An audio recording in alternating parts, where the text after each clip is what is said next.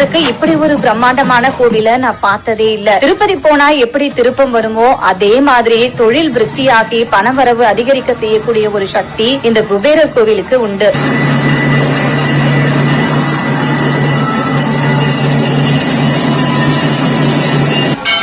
இந்த கோவிலுக்கு போயிட்டு வந்தாலே கண்டிப்பா ஏதாவது ஒரு பாசிட்டிவான விஷயம் நமக்கு நடக்கும். இது நான் அனுபவபூர்வமா உணர்ந்த உண்மை. வாசல்லையே இருக்கிற விநாயகரை வணங்கிட்டு உள்ள போனா குபேரரும் சிவனும் பிரம்மாண்டமா காட்சியளிப்பாங்க. குபேரர் சன்னிதானத்தை சுத்தி அகத்தியர்ல ஆரம்பிச்சு 18 சித்தர்களோட சிலைகளும் அழகா காட்சியளிக்கும். கோவிலுக்குள்ளேயே முருகர், அம்மன், அகத்தியர்னு ஒரு பாசிட்டிவ் வைப்பா இருக்கும். இந்த கோயில்ல இன்னொரு சிறப்பான விஷயமும் இருக்கு. கோவில் நட திறந்ததுல இருந்து நட சாத்துற வரைக்கும் அன்னதானம் போட்டுக்கிட்டே இருப்பாங்க. அதுவும் வெரைட்டியா. செல்வத்துக்கு எல்லாம் அதிபர் குபேரர். உங்களுக்கும் பண கஷ்டம், தொழில் விருத்தின்னு இப்படி எந்த விஷயமா இருந்தாலும் குபேரரை தரிசிச்சுட்டு வாங்க. இந்த கோயில் காஞ்சிபுரம் மெயின் பைபாஸ்